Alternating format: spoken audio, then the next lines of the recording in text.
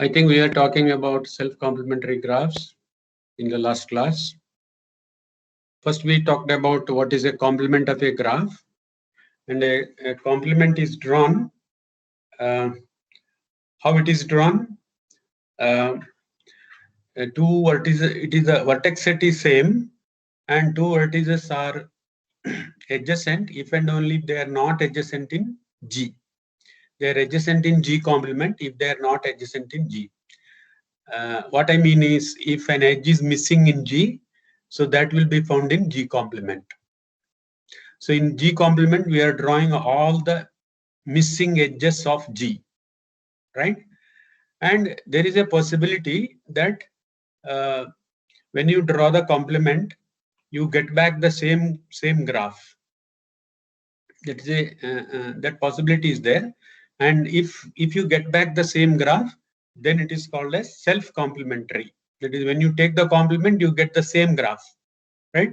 That is, G is self-complementary if G is isomorphic to G complement, right? And the first example that I quoted was P4, path with 4 vertices, and I have drawn path with 4 vertices as shown in the figure, and P4 complement is drawn, and you can see that P4 complement is isomorphic to P4. I think you know what is a isomorphism is. I think I told isomorphic graphs. The P4 complement, that is, if you just pull those two edges, then what you get is the reversion of P4, tilted P4 we are getting, right? So the P4 complement is nothing but P4 itself, therefore it is self-complementary.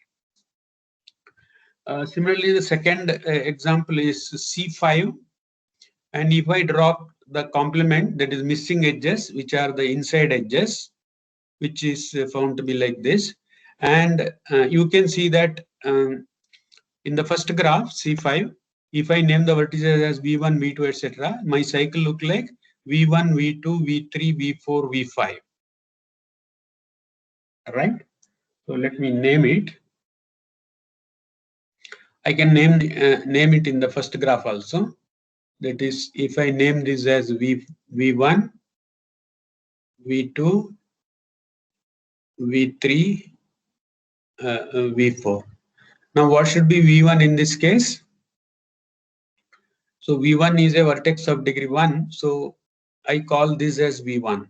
Okay. Or V1. Okay.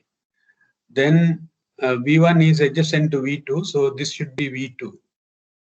Right. And V2 is adjacent into V3. Therefore, this should be V3. And this should be V4. So here I have V1, V2, V3, V4. Here also I have V1, V2, V3, V4. That is path with 4 vertices. So P4 complement is nothing but P4.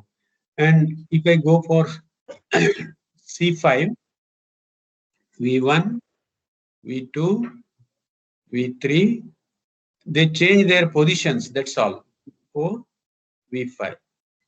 So now I call the same vertex V1 here, because every vertex is of degree 2. And yes, this is my V1. So where should I go to? So V1 is adjacent to V2, therefore this should be V2. V2 is adjacent to V3, you can call this as V3. This says V4, this says V5. So their positions have been changed, right? So V1, V2, V3, V4, V5, V1. So I get back the same graph, cycle C5. Therefore, it is self-complementary graph. Now there is an important result in self-complementary graphs. So that I give it as a theorem, and that is my first result today. Theorem, that is a property of self-complementary graph. This says that a self-complementary or any self-complementary graph, any complementary graph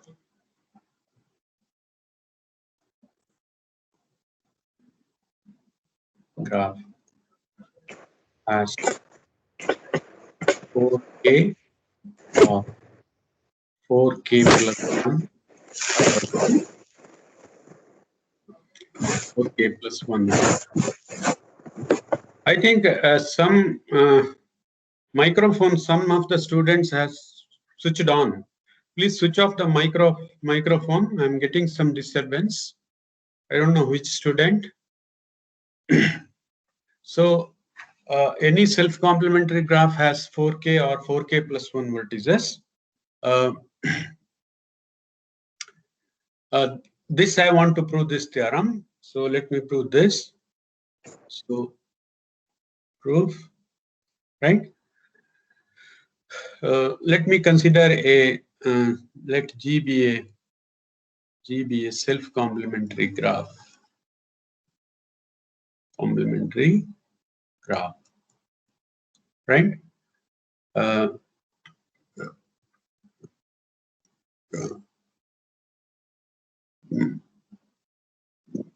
With the p cube, with p vertices and q edges. So some any graph will have some p vertices and q edges, right? So that I have written q edges, right? Q edges. Now we know that what happens for if I take the union of these two graphs, G union G complement. If I take G union G complement, what graph we are getting? I think this I was telling in the last class. Can I get an answer from student side? When you take G union G complement, what happens? Any answer from your side? That means when I keep G complement on G, what graph you are getting?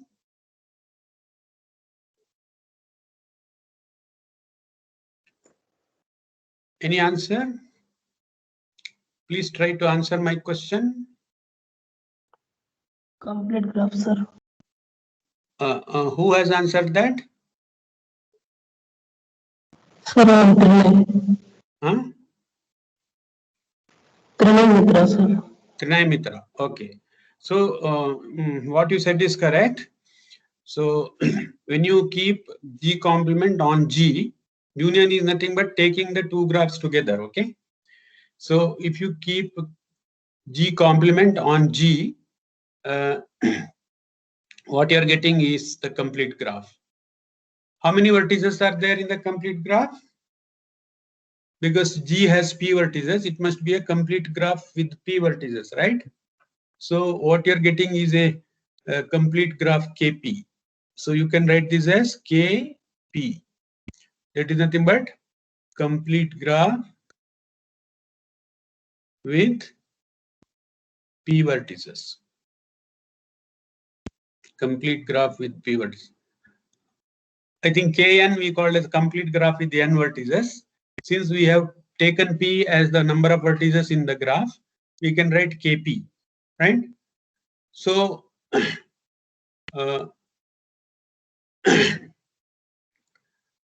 what is the number of edges in G union G complement? Therefore,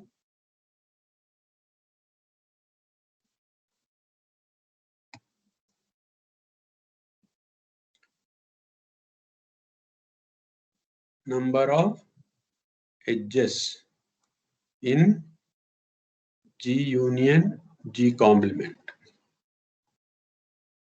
is equal to number of edges in KP, correct? Complete graph width. Can you tell me how many edges are in there in complete graph? Who will tell me? How many edges are there in the complete graph KP? I want a quick answer, please.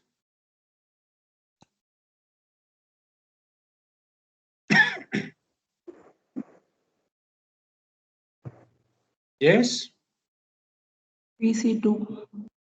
PC2 edges are there, right? I think that we have said already somewhere in the beginning of the semester, right? So I hope everybody knows that. So I can write. So the number of edges in complete graph is PC2, right? So that is nothing but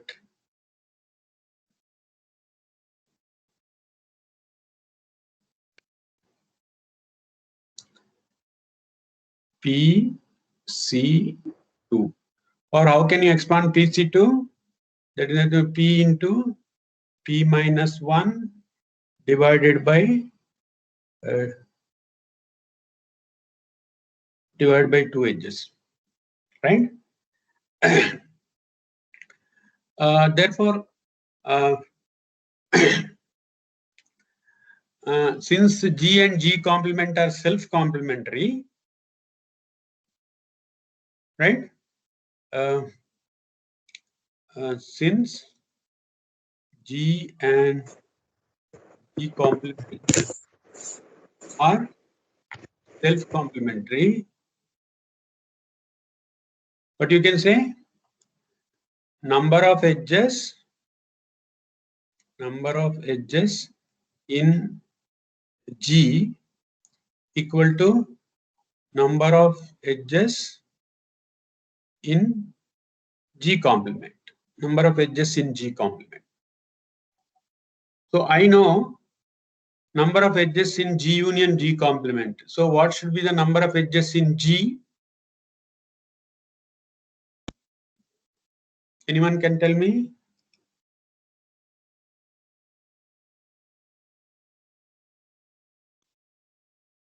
So number of edges in G is equal to, therefore,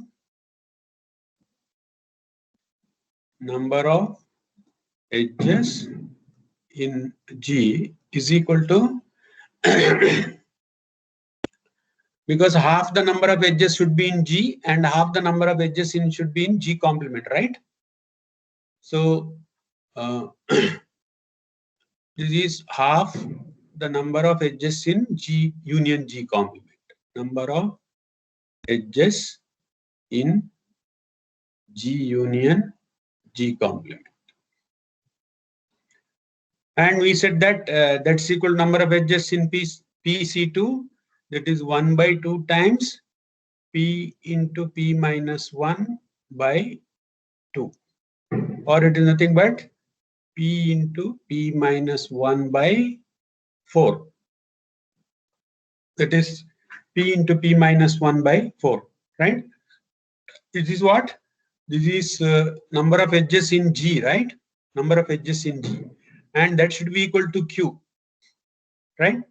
This is Q, number of edges in G, we said that it is Q, right? So this must be an integer. This must be an integer. And this integer, because number of edges I can call equal to K, some K, right? This is say, you say that it is some K, where K is an integer. Why it is an integer? Because number of edges is an integer. I cannot have 2.5 edges, right? The number of edges must be an integer. So I call that integer as some K, right? Now, what I have is P into P minus 1 by 4 is equal to some integer. When it is possible? So this is possible. Either P is divisible by P is a multiple of 4 or P minus 1 is a multiple of 4, right? So this is possible. This is possible if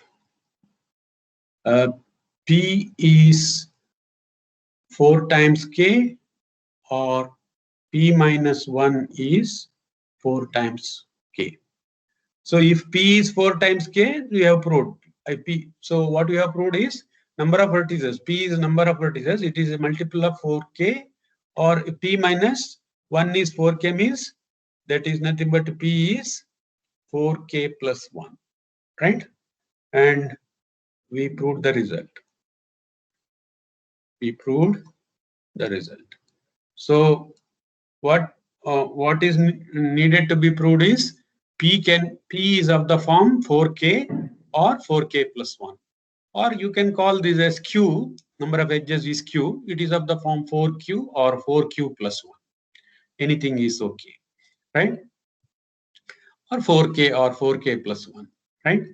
That is what this theorem says is that is I cannot have a graph, a 9 vertex graph, say for example. No, a 9 vertex is possible. 10 vertex graph, right? That is because 10 cannot be written as 4K or 4K plus 1, right? Therefore, immediately by looking into the number of vertices, you can decide whether it is a self-complementary graph or or not, right? So, but if it has 4K vertices, it need not be a self-complementary graphs, right? What it says that if it is self-complementary, then it will have 4K vertices, 4K or 4K plus 1 vertices. That means if a graph has 16 vertices, it need not be self-complementary. But if I know that a graph is self-complementary, then it must have either 4K or 4K plus 1 vertices, right? So what I can understand from this is, so note is that there is no self-complementary graph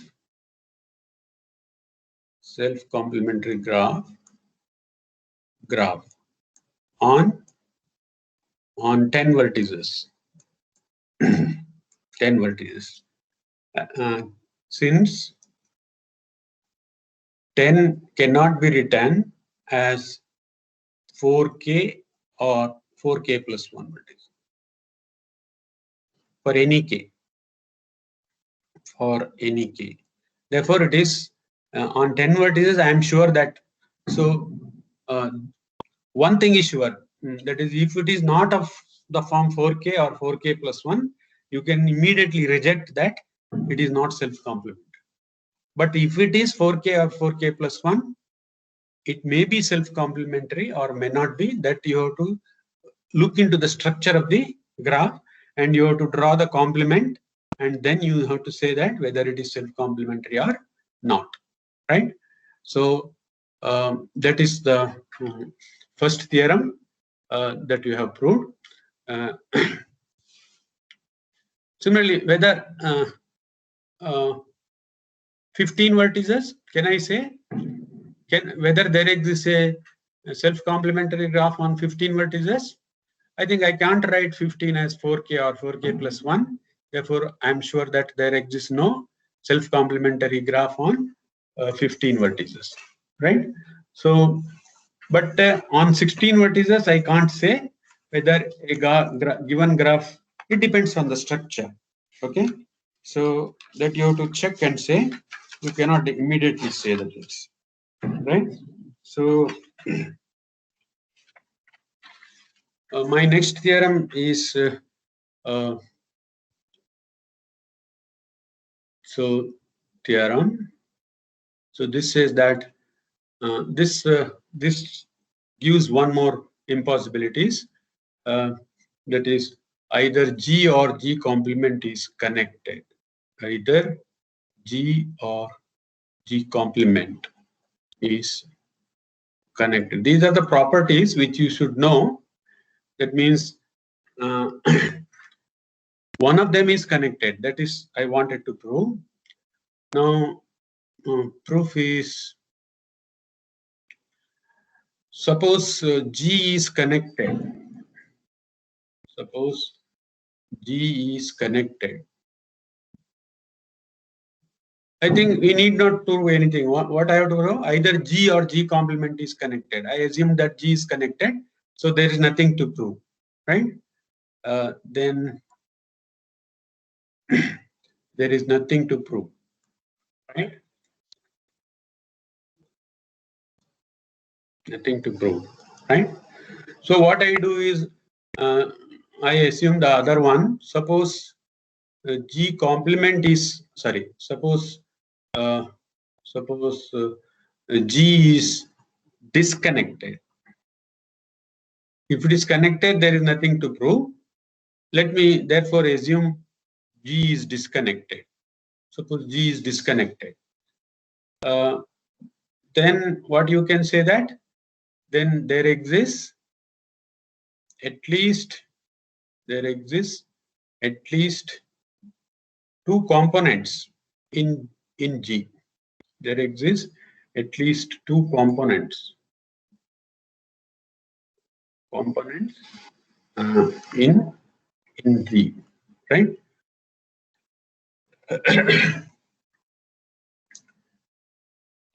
Now let me consider U and V belong U and V.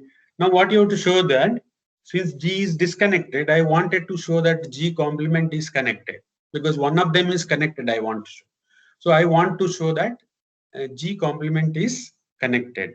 So let U comma V belongs to small v belongs to capital V. UV belongs to V, right? That is, I have taken any two vertices of the vertex set V, right? Now, suppose U and V are in the same component. Now, if U and V are in different component, what happens? If U and V are in different component, then UV is adjacent to, so the case one is, so this UV may be like this. First case one is U and V are in different component. Different component.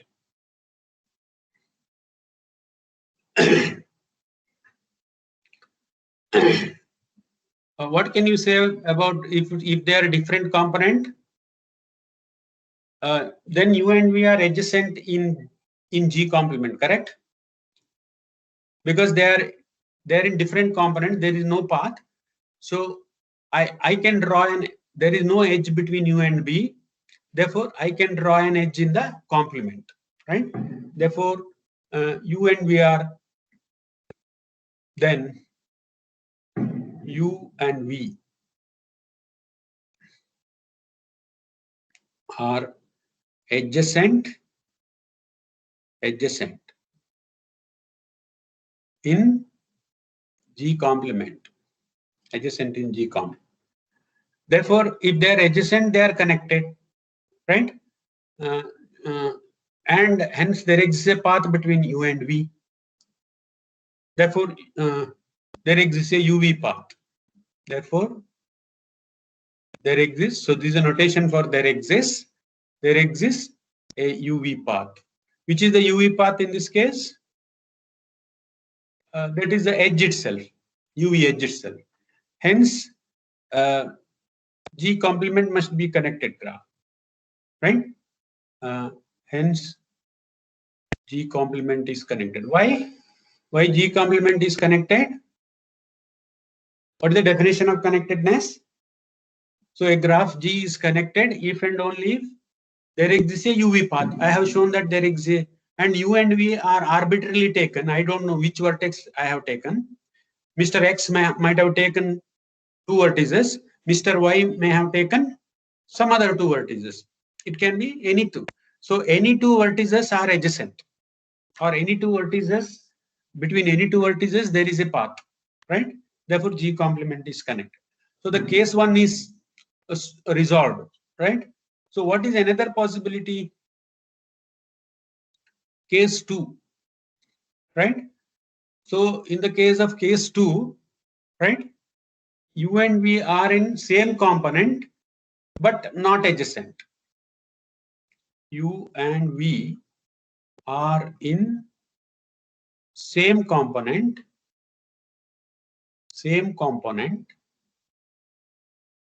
but not adjacent. This is one more possibility, but not adjacent, right? In this case also, since U and V are not adjacent, complement UV exists. So in this case also,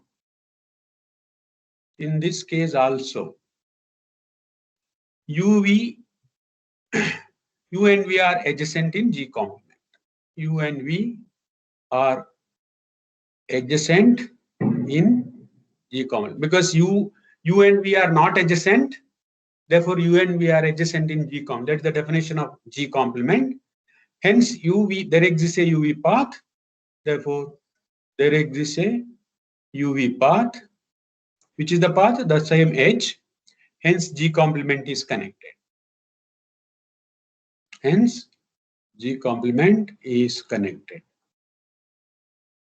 Right? Now, one more possibility is there. What is that possibility? Third case. That is, U and V are in the same component but adjacent. Right?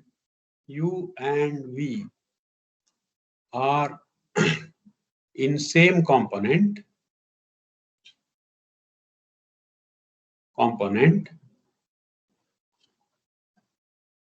which are adjacent, right?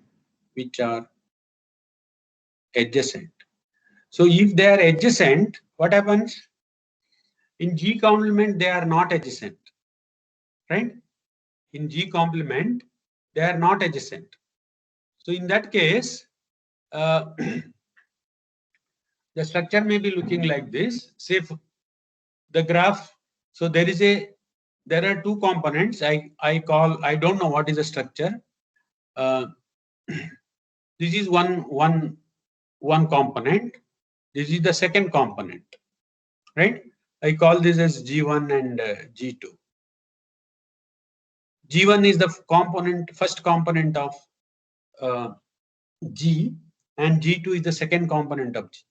And now we have considered U, V, which are adjacent, like this. There are other structures and other vertices which I have not shown. Only which is needed is shown, right? Now, when I go for G complement, how it look like? So all the vertices in this are adjacent to all the vertices of this, correct? Because there is no adjacency here, right? So I can take at least one vertex, say W, such that U is adjacent to W and V is also adjacent to W, right?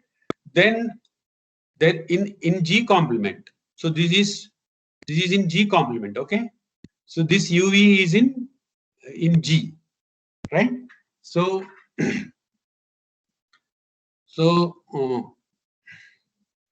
I have to draw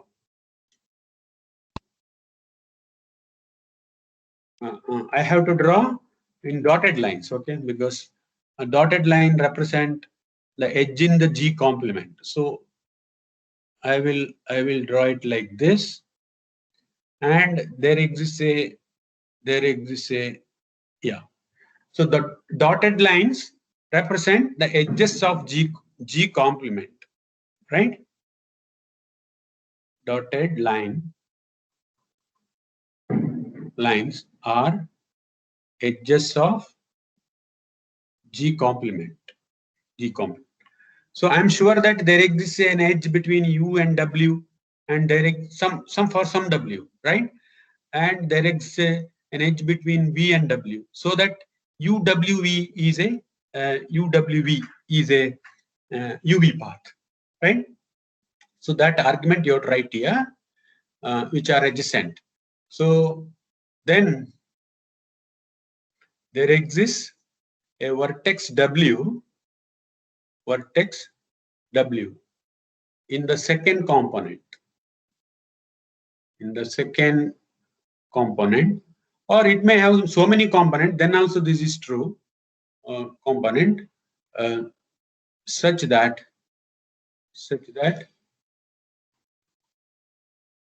U is adjacent to W and V is adjacent to W. Then UWV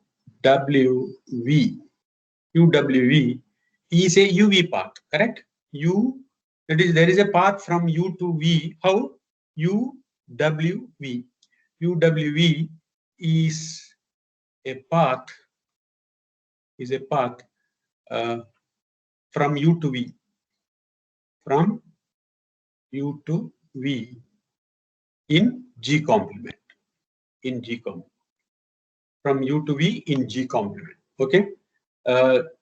Therefore, I have shown a path from U to V. Therefore, G complement is connected. Therefore, G complement is connected. Right? Hence the proof. So we have proved all the possibilities. In all cases, we have proved that if G is disconnected, G complement is connected. Right? So this theorem says that, or gives one more possibility.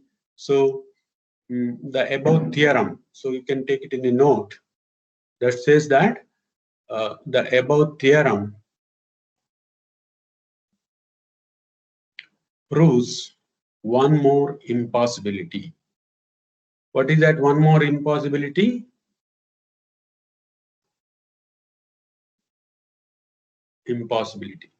That is, we cannot draw a graph such that both G and G complement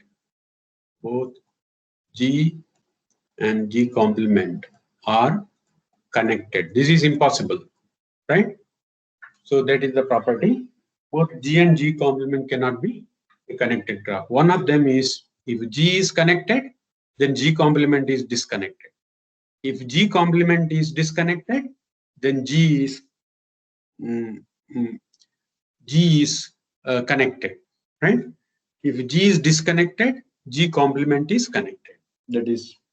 Now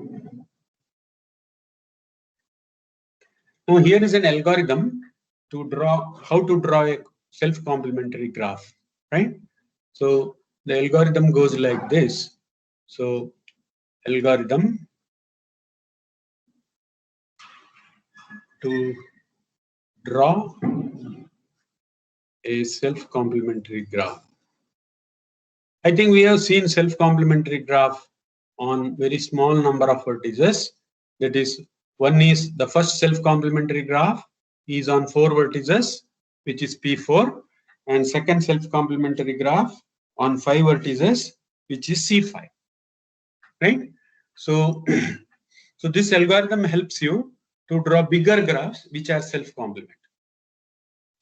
So that you should know the first self-complementary graph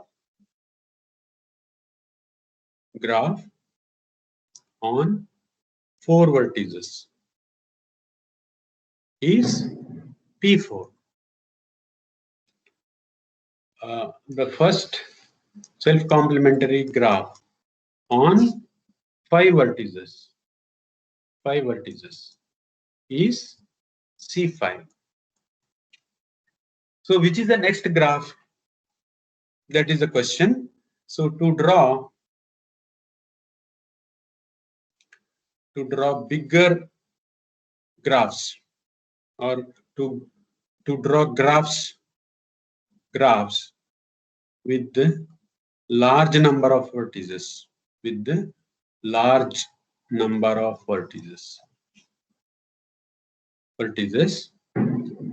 we follow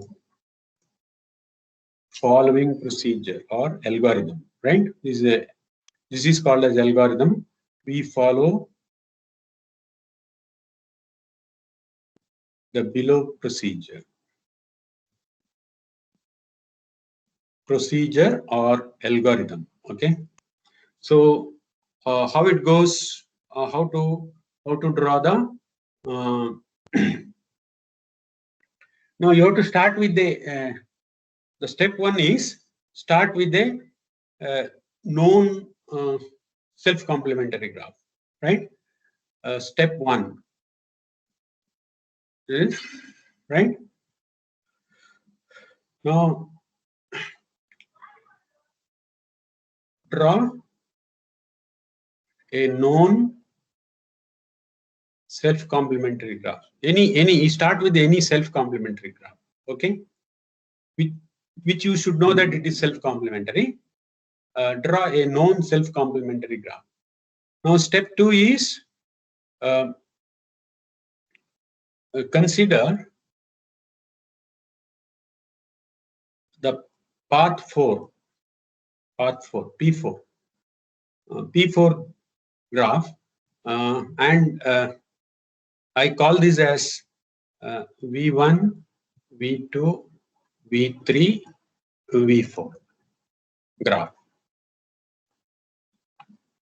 Consider that graph. Now what you have to do is I draw the known self graph I have written. I think I have written known self-complementary graph, and I call this as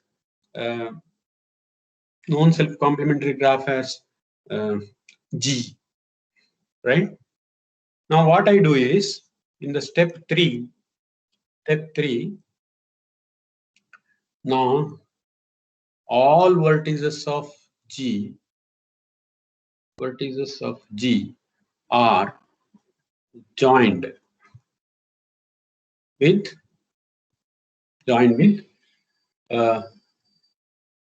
V2 and V3 of P4 graph, path 4 graph, to get a new graph H. To get a new graph H, then H is self-complementary. Okay, then H is self-complementary. There is no proof for this. You can verify this because there is no counters for this. Hence, because it is an algorithm, it is found that if you proceed with this, you always get a self-complementary graph. Okay, so let me show one example. So example is example. So the step 1, I consider a C5 graph known. So consider this is step 1. Okay, consider a known self-complementary graph, which is a known self-complementary graph. I consider C5, right? Because C5 is a known self-complementary graph for me. So so I take this graph C5, and I know that this is self-complementary. Now in the step 2, you take the path P4. I draw P4 like this. You can draw anyway, no problem. So, and I name this as V1, V2, V3, V4. So this is step 1. And this is step 2. Taking and naming the vertices. Now drawing the graph H, right? So how it should be? All the vertices of G, that is the first graph, that is keeping G as it is, right? As it is. And keeping P4 as it is. And I am interested in only V2 and V3. Other you need not name. Now, what the step 3 says, all the vertices of G are joined with the vertices V2 and V3. So what you have to do is you join this vertex with V2, this vertex with V2, this one with V2, this one with V2, and this one with V2. Similarly, you have to join it with the V3 also. All the vertices with V3, right? So this one, you have to join V3. You have to join this with V3. You have to join this with V3. Yeah, done. So this is the graph H, new graph, right? And H is self-complementary. You can check. How to check it is self-complementary? You have to draw the complement of this graph. I think it has 5 plus 4, 9 vertices. It is a 9 vertex graph, and drawing the complement of this is too difficult for me. So I leave it to you as an exercise. You draw the complement of this and name the vertices like U1, U2, U3. Drop a one-to-one correspondence, and you can see that they are self-complementary graphs. The graph that H complement is isomorphic to H. I leave it to you to check this. This is isomorphic. So I just write H is isomorphic to H complement. Okay. Sorry. Control Z. So so I write H is isomorphic to H complement. Therefore, H is self-complement. Check this. I leave it to you. Check. Right. So that is one such graph. So I have now I have drawn a self-complementary graph on 9 vertices. Okay, self-complementary graph on 9 vertices. Similarly, you can draw a self-complementary graph on 8 vertices. How to draw this? You have to start with the P4 itself. P4. And I consider another P4, that is a step 2, because I know that P4 is self-complementary. And now what I do is I keep this P4 as it is, and I call this as V2 and V3. Now all the vertices of this are to be joined.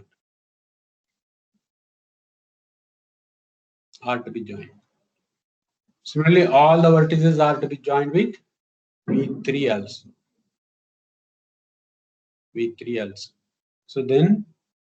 So this is H graph for me. So H is self-complementary. It is self-complementary on 8 vertices. This is on 9 vertices. Okay, this is self-complementary on 9 vertices. Right. So now I know that this H is a self-complementary graph on 9 vertices. So you take one more V1, V2, V3, V4, and you can join all the vertices of this to V2 and V3, right? So you can carry on. So you can draw a self-complementary graph on 13 vertices. You can draw from 8, you can draw on 12 vertices, and so on, right? So try this. You have to draw a self-complementary graph on 8 and 12 and 13 vertices, right? Same procedure you would apply, and you can do that job. So that is the algorithm to draw self-complementary graph. Now, now I have I have to define one more graph that is called as tree, right? I think this is a well-defined graph, trees, right? So, or tree I call. A tree is defined as a tree is a connected acyclic graph, right? This is the definition of a tree, acyclic graph. Acyclic means it has no cycles. It has no cycles. Acyclic means has no cycles. If a graph has no cycles, then it is called a tree, right? A collection of disconnected trees. A collection of disconnected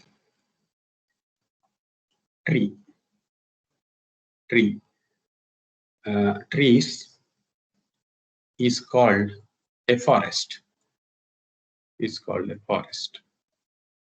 So forest consists of all trees, right? So now I can draw an example. So I think we have already drawn this one example somewhere, right? So like this, without cycles. So this is one tree, right? I think this is another tree, right? This is another tree. Well, this is a forest then, right? And if I take only path, so this is also a tree. So because it has no cycles, so this is I can call this as T1, tree 1, and this is a tree 2, this is tree 3, etc. Right? So and this is a forest. Collection of T1, T2, T3 makes a forest. Now it has a tree T is connected graph. It is connected between any two vertices. There exists a path in T1, right? Forest is not connected, but if you consider a single tree, it is connected, right? And if you remove any one of the edges, it becomes disconnected. In that case, it is called as minimally connected. When you remove one edge, if it is disconnected, it is called as minimally. So any tree is minimally connected tree. Okay. And there exists a unique path between any two vertices. There are several properties on this graph. There exists a unique path. If you take any u and v path, you take any u and v. The path between u and v is unique, single. That is one and only one path is there between any two vertices. There cannot be. If you take a cycle, there exists two paths. You can go one in one way and you can go in the other way, go round, right? But that is not possible in a tree. Okay, so there are some of the properties. I think these primary results are proved in any textbook. I request you to look into the textbook and write the proof of this. So a tree is minimally connected. What do you mean by minimally connected? Connected graph. It is connected graph by definition. What do you mean by minimally connected? It is removal of one edge disconnects the graph, right? And that is the minimal connected meaning. Removal of any edge. Removal of any edge edge disconnects the graph. Disconnects the graph, right? That disconnects the graph, right? Second one is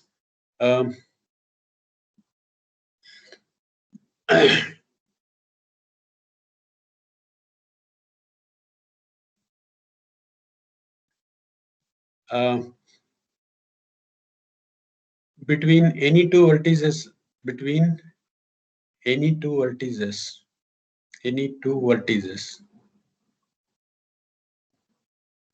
U and V, there exists a UV path. There exists a unique, that is important, unique UV path, right? There exists a UV path because it is connected by definition, and there exists a unique UV path is to be proved, because if there exists a two UV paths, then if you join these two UV paths, you must get a cycle, right? But since tree is acyclic, these two possibilities are not possible. Hence, that is the proof of the. I'm not going to prove this results. I leave these results to you. So, any connected, any minimally connected graph. Therefore, if you combine these two, any minimally connected graph which has unique UV path must be a tree. That must be a tree. That means it is acyclic, right? So there are some of the properties of this. I think we said something about bipartite graphs, right? And I think I already defined what is a bipartite graph is. And there is a theorem saying which graphs are bipartite graphs. Now this says that a graph G is bipartite. G is bipartite if and only if every cycle in G is of even length. Even length. What do you mean by cycle is of even length? That is C4. It has four. Length of the cycle is nothing but number of edges in the cycle. So C4 has 4 edges. Therefore, even number. Therefore, C4 is an even cycle, right? Or a cycle of even length. Similarly, C5 is an odd length. C6. So if n is an even number, it is an even cycle. Okay. C8 is even length. C10 is even length. C7 is odd length, like that. So what the theorem says is a graph G is bipartite if and only if every cycle in G is of even length. That means if a graph has all the cycles which are of even length, then that graph is a bipartite graph. That is the theorem, and I want to prove this theorem. So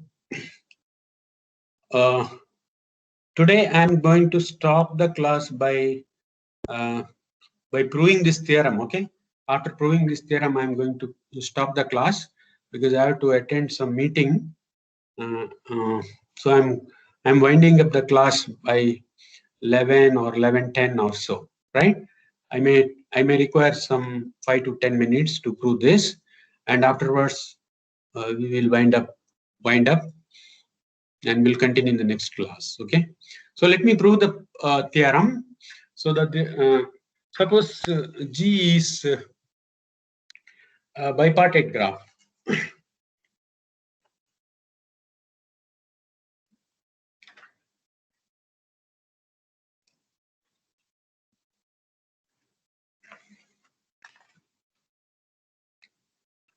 So let me assume that G is bipartite. So what is a bipartite graph? Suppose G is a bipartite graph. Bipartite graph means you can partition the vertex set into V1 and V2, right? Then we can partition the vertex set V V into two subsets V1 and V2. Two subsets V1 and V2. This is possible by the definition of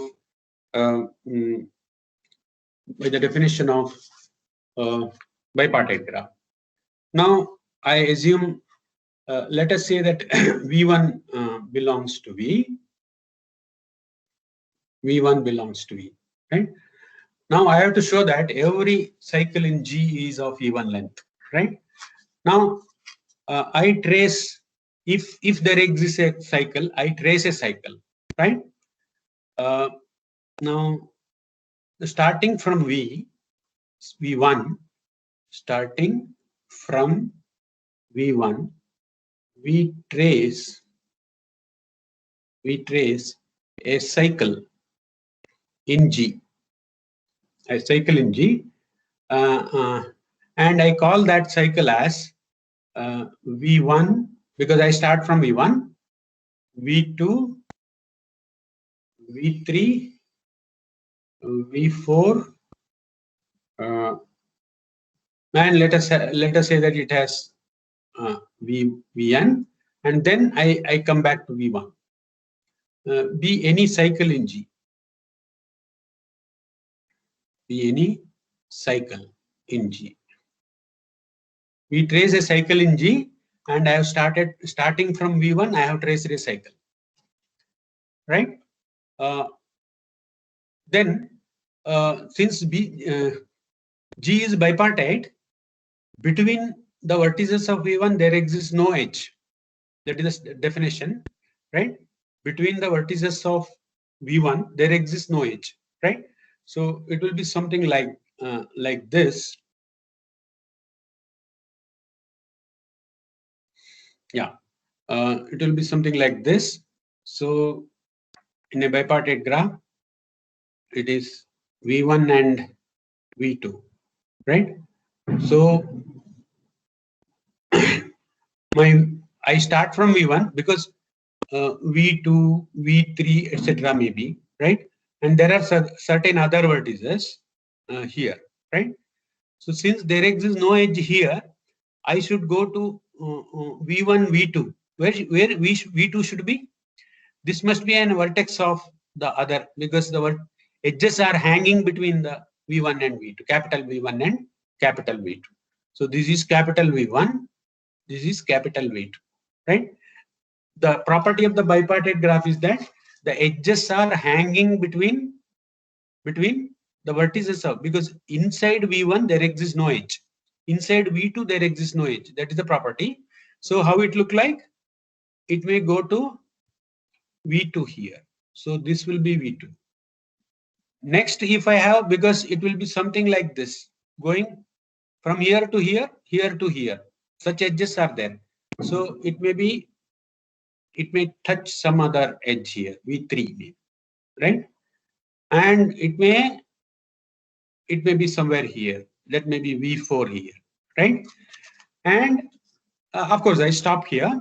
And finally, I have to come back to V1. It may be something like this. So it is something like V1, V2, V3, V4, V1.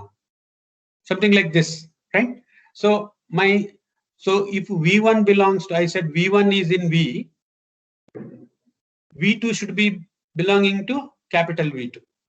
V3 should be belonging to capital V1, and V4 should be capital V2. Where should be V5? V1.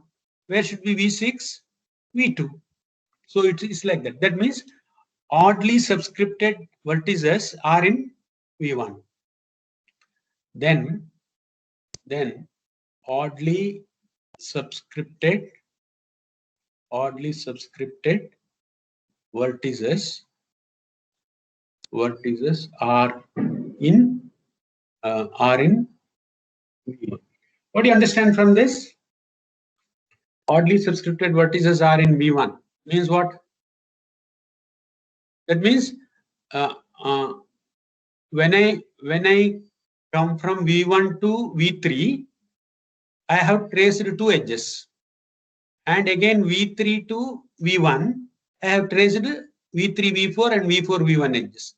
So two edges. So every time I am tracing two edges in a zigzag fashion, it may have more number of vertices. Say for example, 6 vertices, 8 vertices, something like that. So in every case, 2 is added, right? So therefore, if oddly subscripted vertices are in V1, it means that the length of the cycle must be E1, right? So this implies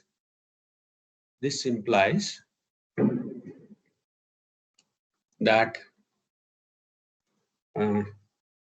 that V1, V2, Vn, V1 is an even cycle.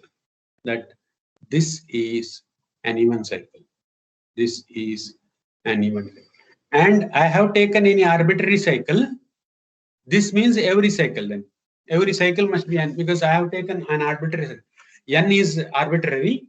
So it may be n may be 7, n may be 8, n may be 10, n may be 12, whatever it is. It must be an even number. That's right. It must be an even number. Or sometimes if n is equal to 0, if n is equal to 0, then V1, that is, there exists, I can't find any cycle in the graph, right? That means there exists no cycle in the graph, right? There exists, there exists no cycle means what? Every cycle is of length 0, because 0 is an even number. Therefore, the graph is a bipartite graph, right?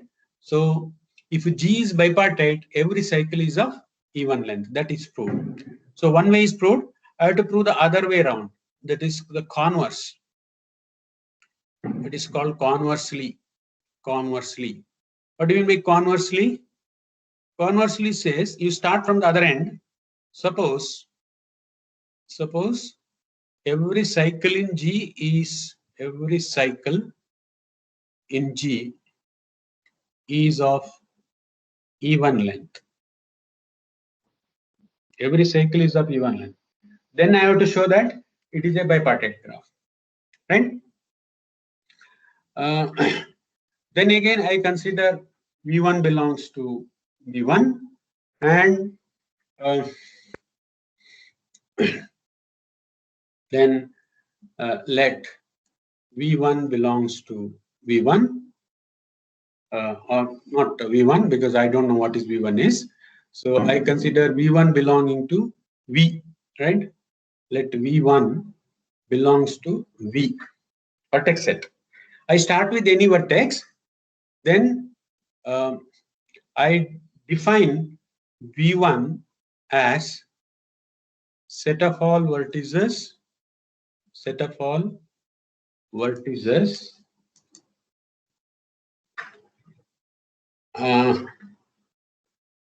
at even distance from V1.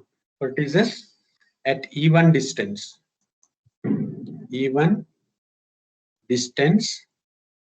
from V1. Right? Set of all vertices at even distance from V1. Right? Now, V2 is V minus V1. That is remaining vertices. V2 is V minus V1. What do you mean by V minus V1? That is the set of all vertices at odd distance. Okay. So because distance is either even or odd, right? So set of all vertices with odd distance. So what I did is I put all the vertices at even distance in one box, and set of all vertices at odd distance from V1. So all those at even distance in one box, that is, I call it as capital V1, and all those at even odd distance from V1 is in V2, capital V2, right? So I have put it into two boxes. Now what I do is, suppose UV is an edge in V1. Now what I have to show is there exists no edge in between the vertices of V1. This is the partition V1 and V2. Now I have to show that I have shown what are the partitions of the bipartite graph. Now I have to show that between the vertices of V1 there exists no edge. Now I assume the contrary. Suppose UV UV belongs to V1, is an edge in V1. UV is an edge in V1. Now it may be something like this. So something like this. So this is V1 and this is V2.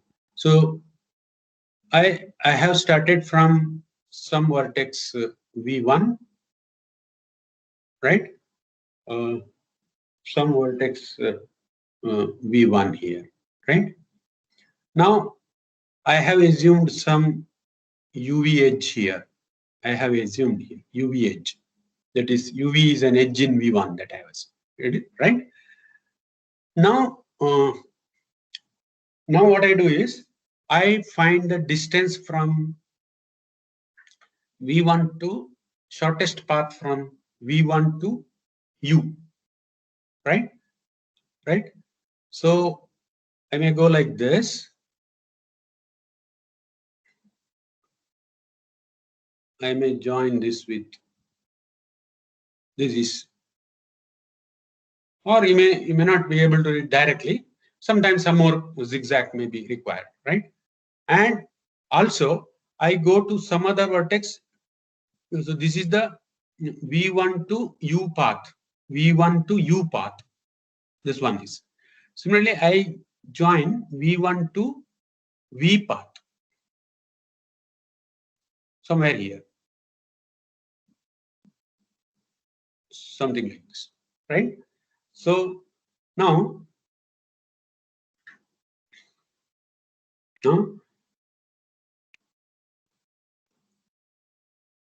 the shortest path, then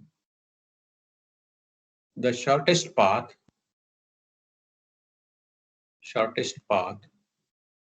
from V1 to U and shortest path from V1 to V, together with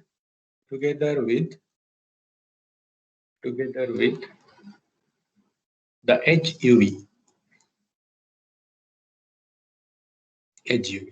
So what is the shortest path distance?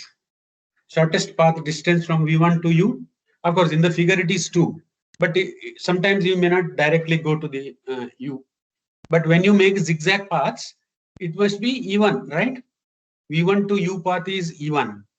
And similarly, shortest path length from V1 to V must be also be E1, because you are going in a zigzag path. And so first one is of E1 length, second one is of E1 length, together with the edge UV. UV is 1, right? So E1 plus E1 plus 1, how much?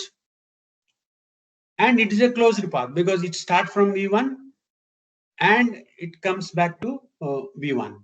So it must contain an odd cycle together with the edge UV must contain an odd cycle. Together with edge UV must contain an odd cycle. So what I assume, suppose UV is an edge, then I get an odd cycle, right? I get an odd cycle. Can you get an odd cycle? Not possible, because I assume that every cycle in G is of even length. So that is a contradiction. This is not possible. So this is not possible. Why? Not possible, as every cycle is of even length. Even length. So there must be something wrong in our assumption. What is that wrong? That is, therefore, UV is not an engine. UV is not an engine, not an edge in V1. Similarly, you can show UV is not an edge in V2, right? So therefore, similarly, we can show that. Similarly, we can show that there is no edge in V2. Hence, G is bipartite.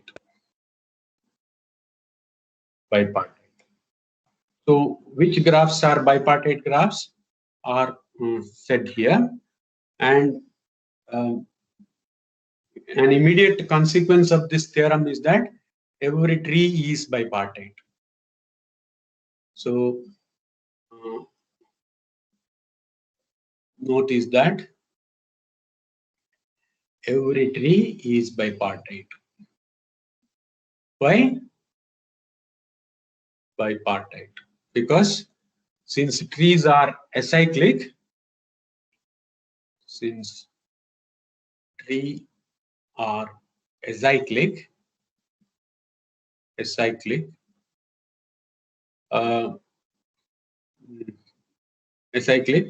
it has cycles of length 0.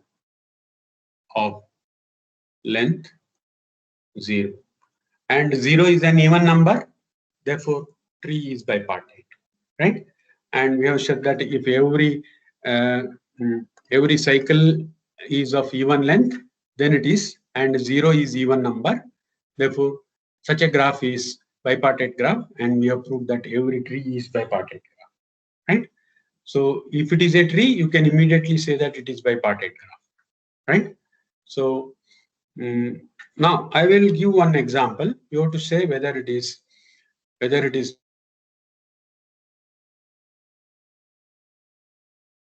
bipartite or not. You can immediately say this. You must be able to say whether it is bipartite or not. Yeah, whether this graph is bipartite or not. Who will tell me whether this graph is bipartite or not?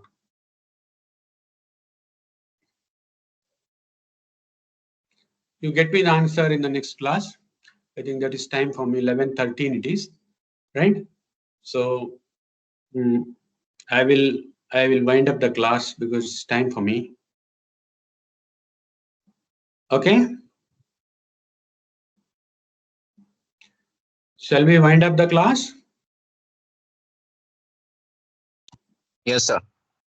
Okay. Thank you. Thank you, sir.